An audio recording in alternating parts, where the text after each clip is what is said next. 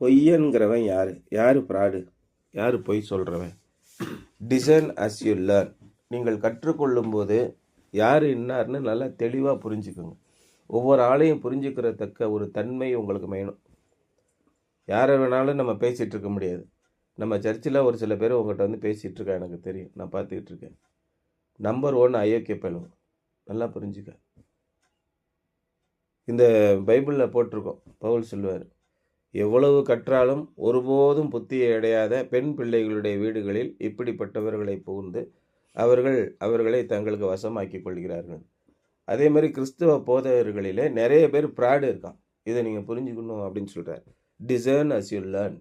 நீங்கள் வேத எழுத்துக்களை படித்து கொள்ளும் போது யார் என்ன பேசுகிறானோ உங்களுக்கு தெரியும். அதான் நீங்கள் பிரைட்டஸ்டாக இருப்பீங்க. இப்போ ஒருத்தன் பேசிட்டு போய் எவ்வளோ பிரச்சனையை இழுத்து வச்சுருக்கான் பார்த்தீங்களா? நம்ம எல்லாம் கள்ளங்கப்படம் இல்லாமல் பேசியிருக்கோமா? நீங்கள் நேற்று பேசுனது பூரா யோசனை பண்ணிப்பாங்க. என்ன வித சம்பாஷணைகள், என்ன வித பேச்சுவார்த்தைகள், என்ன கன்வர்சேஷன் நீங்கள் பேசுனீங்க, யோசனை பண்ணி பாருங்கள். இன்றைக்கி நடந்திருக்குது என்ன, யோசனை பண்ணி பாருங்கள். ஸோ எல்லாரும் நல்லவர்கள் அல்ல, அதான் பவுல் சொல்கிறார். அவர்கள் நம்மை சேர்ந்தவர்களானாலும் நம்மளை விட்டு பிரிந்து போயிருக்க மாட்டார்களே. என்னையும் எம்பிரேயும் பிரிந்து போயிட்டாங்க. ஏன் பிரிந்து போனாங்க? கிறிஸ்துவை பற்றிய அறிவு அவர்களுக்கு இல்லை. உண்மை என்றால் அவங்களுக்கு கசக்குது. அதான் சொல்கிறார். Who is a liar? It is the man who டினைஸ் that Jesus is the Christ. இயேசுவை கிறிஸ்து இல்லை என்று சொல்லுவேனே எல்லாமல் வேறு யார் பொய்யன்? இயேசு கிறிஸ்துவனுடைய பேரினாலே அத்தனை சுகங்களையும் அனுபவிச்சுட்டு, அத்தனை ஆசீர்வாதங்களையும் பெற்று, எல்லாத்தையும் அனுபவிச்சுட்டு இல்லை. ஒருத்தர் இயேசு கிறிஸ்துவே எனக்கு யாரும் தெரியாதுங்க, சும்மா இயேசு கிறிஸ்துன்ட்டு பேசிட்டு கிடக்காங்க.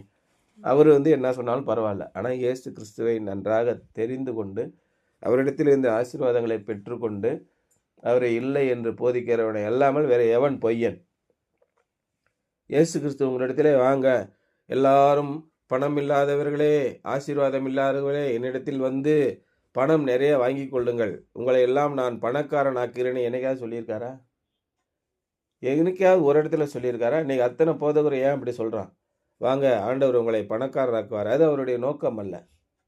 முதலாவது தேவனுடைய ராஜ்யத்தை தேடுங்கள், மனம் திரும்புங்கள், உங்களுடைய பொல்லாத வழிகளை விட்டு மனம் திரும்புங்கள், நல்ல கேரக்டராக மாறுங்க. மனம் திரும்பிட்டானே அவன் உயர் ஜாதியாக மாறிடும். இன்றைக்கி சாதிய கோட்பாடுகள் ஏன் இருக்குது? தமிழில் 2 இருக்குது. சாதி 2 ஒழிய சாற்றுங்கால் வேறு இல்லை. என்னென்ன சாதி? பிராமின் சாதி, பறையன் சாதி. அப்படியா சொன்னிச்சு? இட்டார் உயர்ந்தோர், இடாதோர் தாழ்ந்தோரே. குணத்தால் உயர்ந்தவன் யார்? மற்றவர்கள் எல்லாருக்கும் நல்லது செய்ய வேண்டும் என்று எவன் கொடுக்கிறானோ அவன் உயர்ந்த குலத்தை சேர்ந்தவன். இன்றைக்கி பிராமண குலம்தான் உயர்ந்த குலம், வெள்ளாளர் குலம்தான் உயர்ந்த குலம் அப்படின்னு நினச்சிக்கிட்டு இருக்கான். அதுலேயும் கேடுகட்ட மக்கள் இருக்கிறார்கள். தாழ்ந்த குலம் பல்லன், பறையன், சக்கிலியன் சொல்கிறான். அதுலேயும் மிக உயர்ந்த கணவர்கள் இருக்கிறார். இன்றைக்கி அம்பேத்கர் உலகத்திற்கே மிகச்சிறந்த ஒரு வழிகாட்டியாக இருக்கிறார். தாழ்ந்த குலத்தில் பிறந்தவர் தான். குணம் எப்படி இருக்கிறது?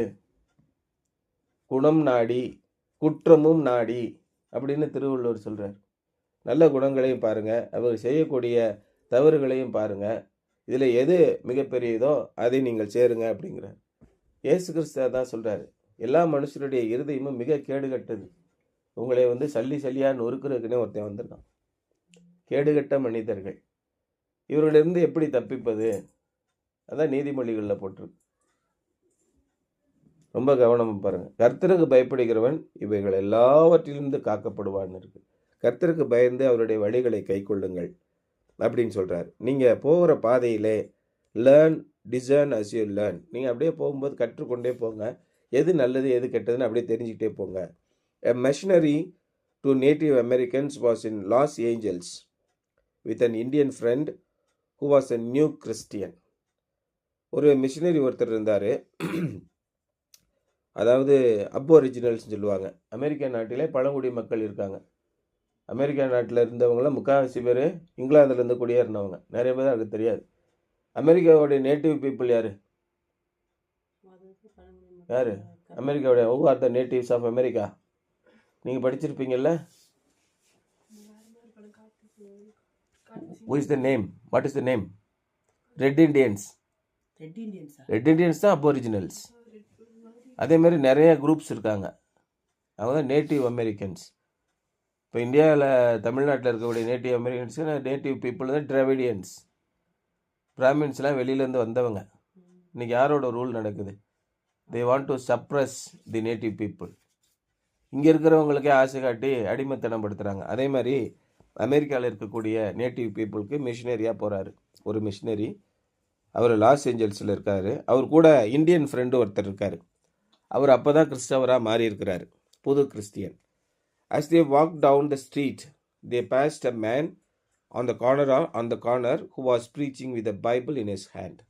அப்படியே அவங்க நடந்து போயிட்டு இருக்கும்போது ஸ்ட்ரீட் கார்னரில் ஒரு ஆள் நின்று பைபிள் வச்சுருக்காரு. அவர் பிரசங்கம் பண்ணிகிட்டு இருக்காரு, என்னமோ ஆண்டவரை பற்றி சொல்லி கொண்டிருக்கிறார். The missionary knew the man represented a cult, but the Indians saw only the Bible. அந்த ஆள் ஒரு மத குழுவை சார்ந்தவர், ஆனால் கையில் பைபிள் வச்சுருக்காரு. நம்ம வீட்டுக்கு கூட அடிக்கடி 2-3 பேர் வருவாங்க, பைபிளை எடுத்துக்கிட்டு வாயில் ஒரு சிரிப்பு இருக்கும். சிஸ்டர் நல்லா இருக்கீங்களா, உங்கள்கிட்ட ஒரு 5 நிமிஷம் பேசலாமா? பேசினோடனே என்ன சொல்லுவாங்க, வாயை திறந்த உடனே ஒருத்தனுக்கு பேச்சு வரலையாம். 7 வருஷம் வேண்டிக்கிட்டானான். 7 வருஷம் வேண்டிக்கிட்டு கடைசியில் அவனுக்கு ஒரு பிள்ளை பிறக்கணும்னு சொல்லி வேண்டிக்கிட்டானா. ஒரு பிள்ளை பிறந்துச்சான். அவனுக்கு வாய்க்கு பேச்சு வரலையாம். மறுபடியும் 7 வருஷம் கடவுள்கிட்ட வேண்டானா. 7 வருஷம் கழித்து அவனுக்கு பேச்சு வந்துச்சான். பேச்சு வந்தவுடனே கேள்வி கேட்டானா, அம்மா எப்போம்மா தாலி அறுப்பான்னு கேட்டானா. இப்படி ஒரு பழமொழி இருக்குது தமிழ்நாட்டில். அது மாதிரி இவனுங்க வாயில் பூரா இழிப்பை வச்சுக்கிட்டு கையில் பைபிள் வச்சுட்டு வீட்டுக்கு வருவானோ. வந்த உடனே சொல்கிற வேலை, உங்களுக்கு தெரியுமா, இயேசு கடவுளே கிடையாது, இயேசு சாதாரண மனிதன், நாம் பிதாவாகிய தேவனை தான் தொழுது கொள்ள வேண்டும் அப்படின்னு சொல்லுவாங்க. யெகோவா விட்னஸ்னு வருவாங்க. இது மாதிரி ஏகப்பட்ட மத குழுவினர் இருக்கான். இன்னொருத்தன் வருவான், அவனும் பல்ல இழிச்சிக்கிட்டே வருவான், கையில் பைபிள் வச்சுருக்கான். ஞாயிற்றுக்கிழமை நம்ம சர்ச்சுக்கு போகக்கூடாது தெரியுமா உங்களுக்கு? ஞாயிற்றுக்கிழமை சனிக்கிழமை மட்டும்தான் நம்ம போகணும். 7th டே அட்வென்டிஸ்ட்னு ஒருத்தர் இருக்கான். இன்னொருத்தன் பல்ல இழிச்சிக்கிட்டே வருவான், அப்படின்னு. நம்மலாம் ட்ரெஸ்ஸு போடக்கூடாது, அம்மனமாக தெரியணும், வெள்ளை ட்ரெஸ்ஸு மட்டும்தான் போடணும்னு ஒருத்தன் வருவான். கர்த்தர் நம்மளை அனுபவிக்கும்படி கொடுத்தா சகல ஆசீர்வாதங்களையும் அனுபவிக்காதபடி செய்வான். இவன் பெந்தேகோஸ்தே குரூப் ஒருத்தன் வருவான். இப்படி பலவிதமான மக்கள் இருக்கிறார்கள், பலவித குழுக்கள் இருக்கிறார்கள். அவங்களாம் உங்கள்கிட்ட சொல்லுவாங்க, இவங்களெல்லாம் நீங்கள் தெரிஞ்சுக்கணுன்றக்காக உங்களுக்கு சொல்கிறேன். இவங்களை ஏமாற்றுவார்கள், நயவஞ்சகமாக ஏமாற்றுவார்கள். அவங்களெல்லாம் நீங்கள் தெரிஞ்சுக்கணும். அதே மாதிரி குரூப்பை சேர்ந்தவங்க நிற்கிறான். அது இந்த மிஷினரிக்கு தெரியும். ஆனால் இந்த இந்தியன் ஃப்ரெண்டு அவர் கையில் ஒரு பைபிள் இருக்கு அப்படின்னு பார்த்துட்டு ஒரு நிமிஷம் நின்றுட்டு அவர் என்ன சொல்கிறாருன்னு கேட்டுக்கிட்டு இருந்தார். He stop to listen to the sermon. அப்புறம் என்ன தான் சொல்லிக்கிட்டு இருக்கான்னு கேட்டார். I hope my friend doesn't get confused, the missionary thought, and he began to pray.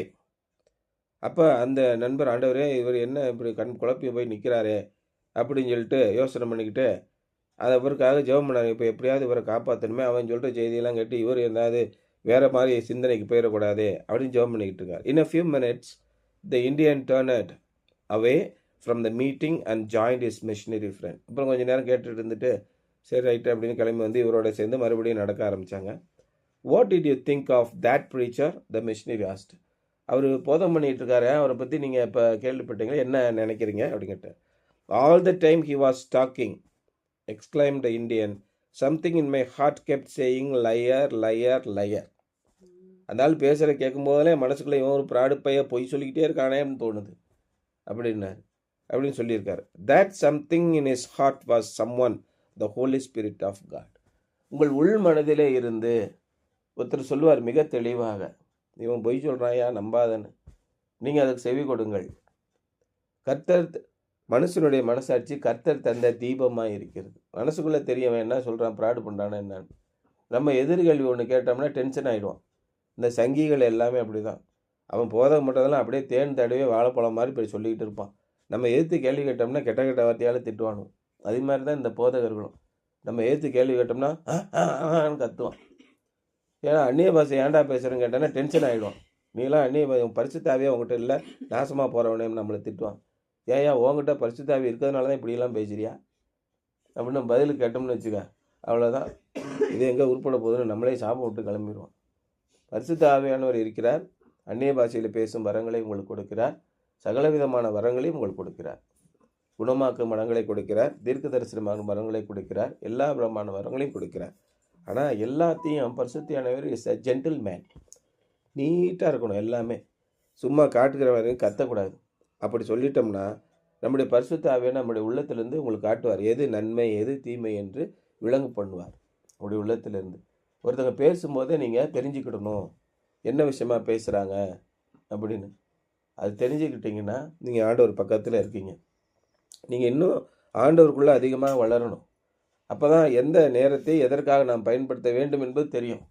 இல்லைன்னா இந்த உலகத்தில் உங்களை வஞ்சிக்கிறபடி ஒருவனும் உங்களை வஞ்சியாதபடி எச்சரிக்கையாக இருங்கள். ஏன் அப்படின்னா எல்லா பேரும் உங்களை ஏமாத்துறதுக்குனே வருவான்னு அர்த்தம். ஒருவனும் உங்களை வஞ்சியாதபடி எச்சரிக்கையாக இருங்கள் அப்படின்னா ஏகப்பட்ட பேர் வஞ்சிக்கிறதுக்கு வருவானா அப்படின்னு தானே கொஸ்டின் ஆகுது. அதை நீங்கள் சிந்திக்கணும். நிறைய பேர் நம்மளை ஏமாற்றுவார்கள். என்னத்துக்கு? உங்களுடைய நேரத்தை சுரண்டுவார்கள், உங்களுடைய உழைப்பை சுரண்டுவார்கள், உங்களுடைய பணத்தை சுரண்டுவார்கள். எல்லாமே உங்கள்கிட்ட இருக்கிறதெல்லாம் சுரண்டி திங்கிறது தான். நேற்று தான் பண்ணோமா, சோறு கண்ட இடம் சொர்க்கமா, ஊரை சுற்றி வாழ உனக்கு என்னம்மா. எங்கே சோறு கிடைக்குதோ அங்கே திங்க வேண்டியது, ஊரை சுற்றி வேண்டியது. 4 பேரை வந்து நாய்களை போல் ஊரை சுற்றி திரிகிறார்கள்னு சங்கீதத்தில் இருக்கு, நீங்கள் படிச்சிருப்பீங்க. எவனையாவது விழப்பண்ணவில்லை என்றால் அவர்களுக்கு தூக்கம் வராது. எவனையாவது சாவடிச்சுட்டு அங்கே போய் பல்ல கடிச்சிட்டு சிரிச்சிட்டு இருப்பான். இன்றைக்கி 2 பேர் போட்டு தள்ளிட்டு அவன் தலையை தடவி இன்றைக்கி 2 குவார்ட்டர் வாங்கிட்டான். இதுதான் அவனுடைய சந்தோஷம். இவர்களை பேலியாளின் மக்கள், இவர்கள்லாம் வேசியின் மக்கள், சும்மா ஒன்றத்துக்கு லாய்க்கில்லாத மக்கள். இவங்கள்ட்டேருந்து எப்படி நீங்கள் தப்பிக்கிறது? இறைவன் என்ன சொல்கிறாருன்னா, நீங்கள் மிக உயர்ந்த வாழ்க்கைக்கு போகணும்.